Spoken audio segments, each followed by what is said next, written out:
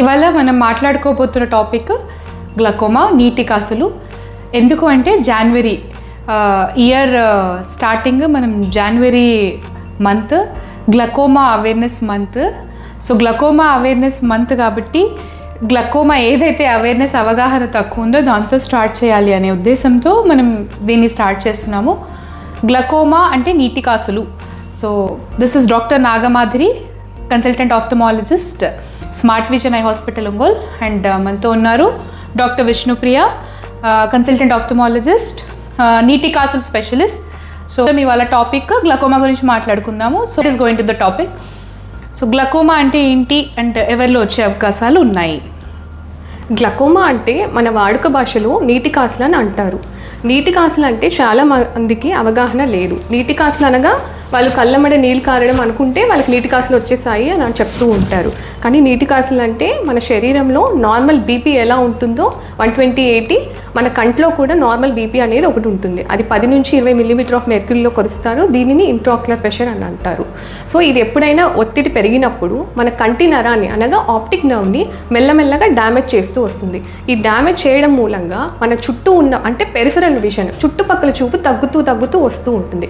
చివరికి ఈ ప్రారంభ దశలో మనకి ఎటువంటి లక్షణాలు అనేవి ఉండవు. చివరికి 90% చూపు పోయినంత వరకు వాళ్ళకి చిన్న గొట్టంలో ఉంచి చూసినట్టుగా కనిపిస్తూ ఉంటుంది. సో ఈ దశలో ఉన్నప్పుడు చాలామందికి నీటి కాసులు ఉన్నట్లు హాస్పిటల్కి వచ్చినప్పుడు తెలుస్తుంటాయి. వన్స్ ఈ స్టేజ్లో కనుక్కుంటే వాళ్ళకి పోయిన చూపు అయితే తిరిగి రాదు, ఉన్న చూపు వరకు మనం కాపాడడం జరుగుతుంటుంది. అందుకే దీన్ని ఇర్రివర్సిబుల్ బ్లైండ్నెస్ అని కూడా అంటారు, సైలెంట్ థీఫ్ ఆఫ్ సైట్ అని కూడా అంటుంటారు. ఎవరిలో వచ్చే అవకాశాలు ఎక్కువగా ఉన్నాయంటే ప్రతి ఒక్కరిలో వస్తాయి, కానీ ఎక్కువగా ఎవరిలో చూస్తుంటాం 40 వయసు దాటిన వాళ్ళకి ఎక్కువగా వస్తూ ఉంటుంది. షుగర్, బీపీ, థైరాయిడ్ సమస్యలతో బాధపడే వాళ్ళకి అండ్ దీర్ఘకాలికంగా మందులు అంటే స్టిరాయిడ్ మందులు బయట మెడికల్ షాప్లో కొనుక్కుంటూ నొప్పులకని steroid injection form, tablet form, spray ఫామ్గా వాడుతుంటారు. వీళ్ళల్లో కూడా కంట్లో ప్రెషర్ పెరిగే అవకాశాలు ఉంటాయి. అండ్ కంటికి గాయాలు అయినప్పుడు, కంటికి మల్టిపుల్ సర్జరీస్ జరిగిన వాళ్ళల్లో కూడా ప్రెషర్ పెరిగే అవకాశాలు ఉంటాయి. దీనిని సెకండరీ గ్లకోమాస్గా పరిగణిస్తాం మనం. సో ఇప్పుడు తెలుసుకున్నాం కదా గ్లకోమా అంటే ఏంటి. అంటే నాకు నీరు కారుతున్నాయండి, వాళ్ళు ఎవరో చెప్పారు నీటి కాసు. నీరు కారితే నీటి కాసులు కాదు. నీరు కారడానికి రకరకాల చాలా రీజన్స్ ఉన్నాయి, వేరే ఉన్నాయి. అంటే ఎలర్జీస్ అయి ఉండొచ్చు, కంట్లో దెబ్బ తగిలి ఉండొచ్చు, లేదా ఇన్ఫెక్షన్స్ అయి ఉండొచ్చు, లేదా కొన్నిసార్లు అంటే సెకండరీ గ్లకోమాస్లో కూడా నీరు కారే అవకాశాలు ఉంటాయి.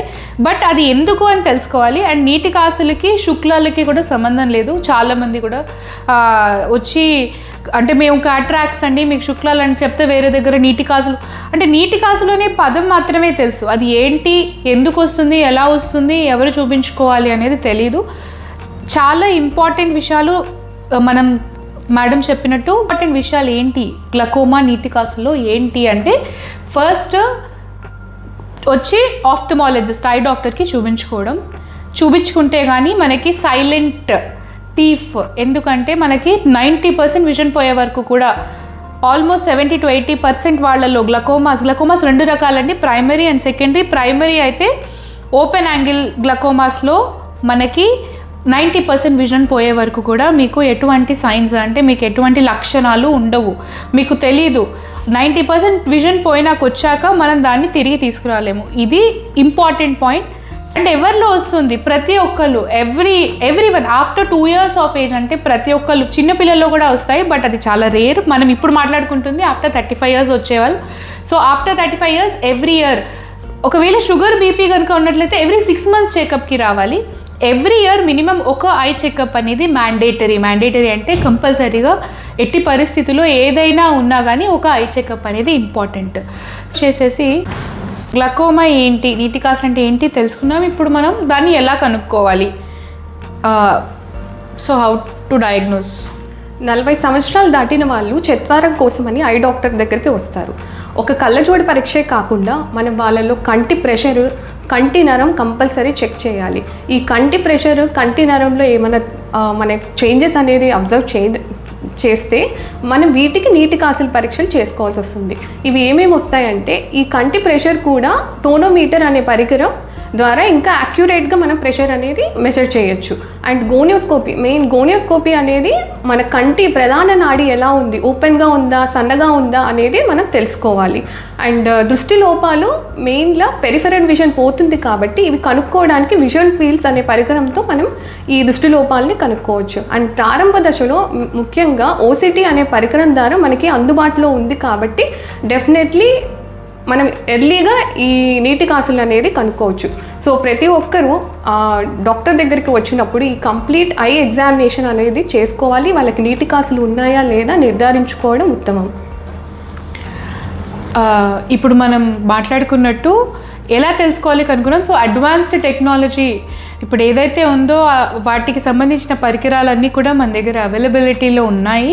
Smart vision I hospitals Ongole and visual fields కానీ ఓసిటీ కానీ ఇవన్నీ కూడా అంటే ప్రతి ఒక్కరికి అవసరం లేదండి. ఎవరికైతే లక్షణాలు కనిపిస్తున్నాయో అండి గ్లకోమా వచ్చే అవకాశాలు గ్లకోమా ఉన్నవారిలో ఇవన్నీ పరీక్షలు చేస్తాం. ప్రతి ఒక్కరికి కాదు, అంటే ఉంది కదా అని ప్రతి ఒక్కరికి ఇట్స్ నాట్ మ్యాండేటరీ.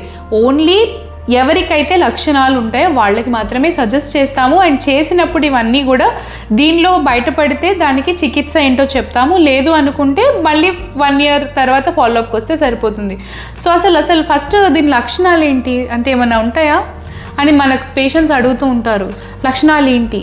చాలా మందిలో ఇది ఉన్నప్పుడు మనం వాళ్ళకు ఏం తెలుసుకోరు. 90% అసలు చాలా మందికి ఉన్నట్టు కూడా తెలీదు. ఒకవేళ వాళ్ళకి హాస్పిటల్కి వచ్చినప్పుడే మనం ఈ ఐ ఎగ్జామిన్ ద్వారా మనకి నీటి కాసులు ఉన్నట్టు మనం చెప్తాము. అండ్ 90% చూపు పోయేంత వరకు వాళ్ళకి తెలియదు ఉన్నట్టు ఇవి. సో 90% డ్యామేజ్ జరిగినప్పుడే వాళ్ళకి తెలుస్తుంది. ఆ 10% మాత్రమే మనం కాపాడగలము హాస్పిటల్కి వచ్చినప్పుడు. అండ్ కొందరిలో ఒక 40% మందికి ఈ నల్లగుడ్డు చుట్టూ నీరు తిరిగే రంధ్రం సన్నగా ఉండడం వల్ల ఈ కంట్లో అనేది ప్రెషర్ పెరిగి అప్పుడు కన్ను అనేది ఎర్రపడడం నీళ్ళు కారడం అనేది జరుగుతుంది. దీన్ని యాంగిల్ క్లోజర్ అటాక్ అని అంటారు. దీన్ని కూడా కంట్లో అనేది ప్రెషర్ని తగ్గించి మనకి లేజర్ చికిత్స చేయాల్సి వస్తుంది. లక్షణాలు చాలా వరకు లక్షణాలు ఉండవు ఆల్మోస్ట్ 80% పీపుల్లో. బట్ ఓన్లీ సెకండరీ గ్లకోమాస్ ఉన్న వాళ్ళల్లో మాత్రమే కంటు ఎరుపు నీళ్లు కారడం ఇవన్నీ జరుగుతాయి. అందుకే దీన్ని సైలెంట్ థీఫ్ ఆఫ్ సైట్ అంటారు గ్లకోమాని. నాకు రోజు వచ్చే ఓపీలో కనీసం అంటే 1% అన్న పీపుల్ ఉంటారు. చాలామంది ఉన్నారు మన ప్రకాశం డిస్ట్రిక్ట్లో. నాకు ఈ అవేర్నెస్ ఎందుకు ఇంపార్టెంట్ అనుకున్నాము అంటే ఎంతోమందికి చెప్పినా కూడా అంటే మీకు గ్లకోమా ఉంది, మీకు నీటి కాసులు ఉన్నాయండి అంటే వాళ్ళు లేదు మాకేం లేవండి అంటారు. ఎందుకు అంటే ఏవి లక్షణాలు ఇనిషియల్ స్టేజెస్లో లేకపోవడం ముఖ్య కారణం. ప్రైమ్ రీజన్ ఏంటంటే 90% సైట్ పోయే వరకు విజన్ పోయే వరకు కూడా వాళ్ళకి తెలియదు. ఇన్ఫ్యాక్ట్ 90% వచ్చాక కూడా గొట్టంలాగా కనిపించడం వల్ల వాళ్ళు రోజువారీ చిన్న చిన్న పనులు చేసుకోగలుగుతారు చాలామంది. సో దానివల్ల ఏం జరుగుతుందంటే మీకు ఉందండి అంటే కానీ తర్వాత దానివల్ల ఆఫ్టర్ 90% కంప్లీట్ విజన్ లాస్ అంటే ఇంకా వలయాకారంలో పోతుందంటే పెరిఫెరల్ ఇట్లా వలయాలుగా విజన్ లాస్ అవుతూ వచ్చి గొట్టంలాగా కనిపించడంతో అవుతుంది. సో ఈ లక్షణాలన్నీ మీకు తెలియవు కాబట్టి ప్రతి ఒక్కళ్ళు కూడా ఎవ్రీ ఇయర్ చెకప్కి రావాలి. అది అండ్ సో ఇప్పుడు మనం వాటి ట్రీట్మెంట్స్ ఏంటి అండ్ వాటి చికిత్సలు ఏంటి అని చెప్తారు, విందాం. ఈ నీటి కాసుల వల్ల ఒక్కసారి చూపు పోతే మనీ తిరిగి తీసుకురావడం సాధ్యం కాదు కాబట్టి ఏ దశలో అయితే మనం కనుక్కుంటామో అక్కడి నుంచి మనం చూపు అనేది మనం కాపాడుకోగలం. సో ఇనీషియల్ స్టేజెస్ అయినా ఏ స్టేజ్ అయినా మనకి ముందు కంటి ప్రెషర్ పెరిగింది కాబట్టి ఆ కంటి ప్రెషర్ని తగ్గించడానికి మనం ఇనీషియల్గా చుక్కల మందు అనేది స్టార్ట్ చేయాల్సి వస్తుంది.